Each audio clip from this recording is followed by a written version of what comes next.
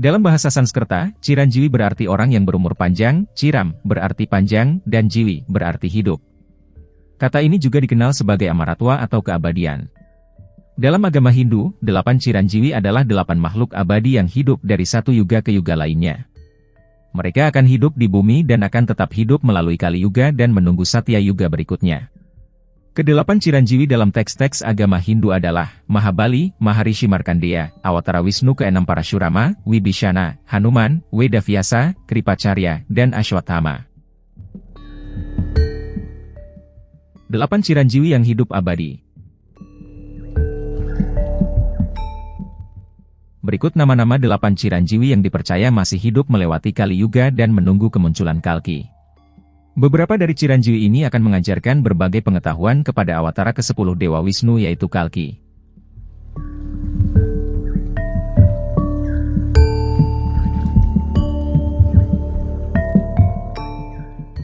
1. Maharaja Bali.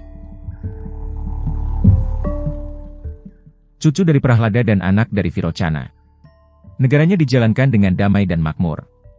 Bali telah mengatur Aswamedha Yagya untuk mempertahankan dominasinya atas 3 dunia. Ini menciptakan ketegangan dan ketidakamanan di surga dan di antara para dewa.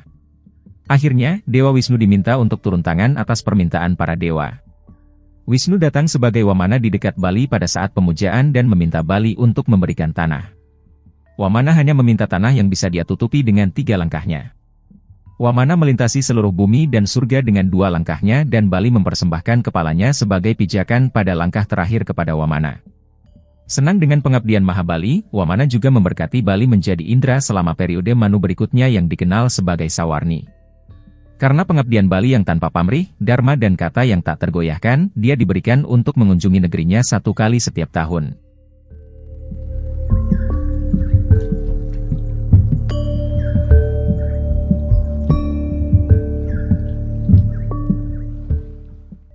Dua Maharishi Markandeya.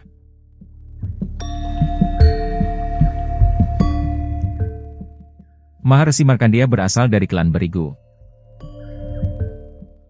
Resi Mrikandu dan istrinya Marutmati menyembah Siwa dan meminta anugerah untuk melahirkan seorang putra. Ia diberi pilihan untuk menjadi seorang putra yang berbakat, tetapi dengan kehidupan yang pendek di bumi atau seorang anak dengan kecerdasan rendah tetapi dengan umur yang panjang.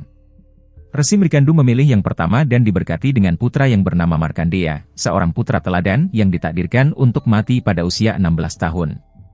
Markandeya tumbuh menjadi pemuja besar Siwa dan pada hari kematiannya yang ditakdirkan, ia melanjutkan pemujaannya terhadap Siwa dalam bentuk Shivalingam. Utusan Yama tidak dapat mengambil nyawanya karena pengabdiannya yang besar dan pemujaan terus-menerus kepada Siwa. Yama kemudian datang sendiri untuk mengambil nyawa Markandeya dan melilitkan tali di lehernya. Secara tidak sengaja, jerat itu secara keliru menjerat dan mengikat Shivalingam, dan dari situ, Dewa Siwa muncul dengan segala amarahnya menyerang Yama karena tindakan agresinya. Setelah mengalahkan Yama dalam pertempuran sampai mati, Dewa Siwa kemudian menghidupkannya kembali, dengan syarat bahwa pemuda ini akan hidup selamanya.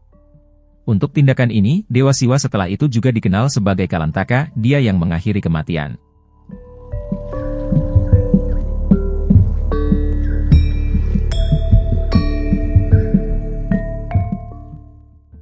Tiga Parashurama. Awatara temperamental Wisnu Parashurama terlahir dalam keluarga Brahmana, dia tidak seperti Brahmana lainnya. Sebaliknya, Parashurama membawa ciri-ciri seorang ksatria. Dia membawa sejumlah ciri ksatria yang meliputi agresi, peperangan, dan keberanian. Oleh karena itu, ia disebut sebagai Brahmana ksatria, karena ia memiliki keterampilan dari kedua klan tersebut. Parashurama membunuh Kartaviri Arjuna, atau yang di Indonesia dikenal dengan nama Arjuna Sasrabahu, karena mencuri sapi milik ayahnya.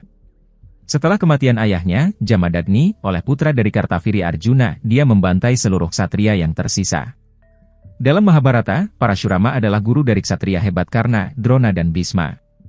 Menurut cerita rakyat, Parashurama memberikan pengetahuan mengenai potensial dari cakra Sudarshana kepada Krishna.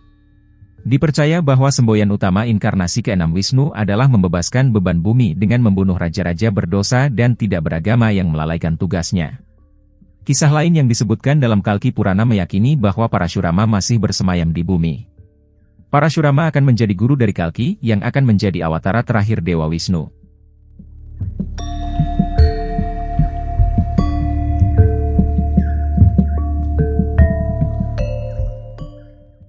4. Wibishana.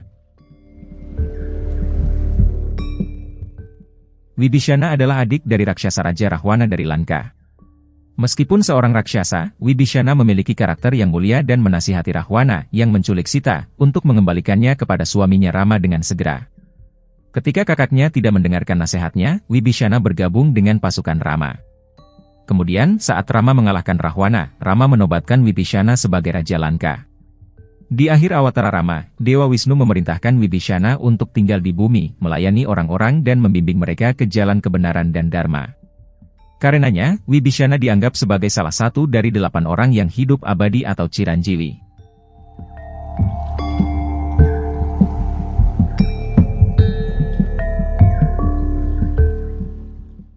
5. Hanuman. Dalam teks agama Hindu, Hanuman lahir dari pasangan Anjana dan Kesari. Hanuman juga disebut sebagai putra Dewa Bayu karena legenda yang terkait dengan peran Dewa Bayu dalam kelahiran Hanuman. Sundarakanda, buku kelima dalam Ramayana, berfokus pada Hanuman. Hanuman bertemu Rama di tahun terakhir pengasingan 14 tahun terakhir setelah Rahwana menculik Sita. Hanuman membantu mereka menemukan dan mengalahkan Rahwana. Hanuman diceritakan luar biasa kuat, seseorang yang mampu mengangkat dan membawa beban apapun untuk suatu tujuan. Hanuman ditampilkan sebagai pemuja teladan, bhakta dari Rama dan Sita. Teks-teks Hindu seperti Bhagavata Purana, Bhaktamala, Ananda Ramayana, dan Ramacaritamana menampilkannya sebagai seseorang yang berbakat, kuat, berani dan secara spiritual mengabdi pada Rama.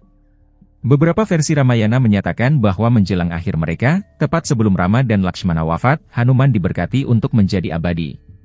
Dia akan menjadi bagian dari umat manusia selamanya, selama nama dan kisah Rama terus hidup.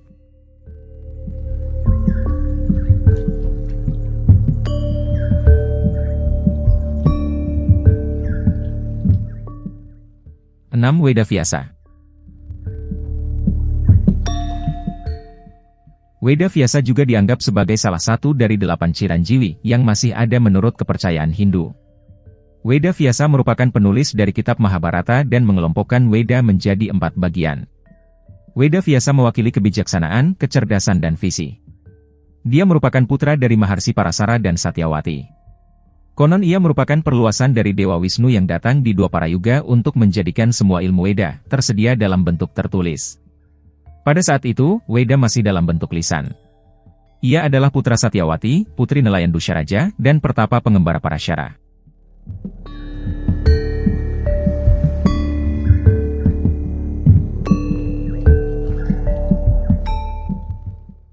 Tujuh. Kripacarya. Kripacarya adalah salah satu karakter paling luar biasa dan penting dalam Mahabharata. Dia mengajarkan peperangan kepada para pangeran muda Mahabharata. Setelah perang Kurukshetra, ia juga mengajar Parikesit, cucu Arjuna. Mahabharata menggambarkan kekuatan Kripacarya dengan menyatakan bahwa Kripacarya mampu mengatur 60.000 prajurit sendirian di medan perang. Dia menghancurkan seluruh pasukan musuh seperti api yang berkobar. Dalam berperang dengan gagah berani, dia hanya sebanding dengan Kartikeya, putra Dewa Siwa yang mengalahkan Asura. Kripacarya adalah salah satu lambang kebajikan dan ketidakberpihakan. Meskipun dia sadar bahwa para Korawa sedang menempuh jalan yang tidak bermoral, dia secara tidak memihak, menjalankan tugasnya dan membuktikan rasa terima kasihnya kepada para Kurawa, karena mereka mengasuhnya dengan makanan dan tempat tinggal di istana. Keabadian dianugerahkan pada Kripacarya oleh Krishna melalui berkah. Kripacarya memiliki keabadian bahkan di atas Dronacarya karena Kripacarya menunjukkan beberapa sifat mulia seperti kebajikan, kebenaran, dan ketidakberpihakan.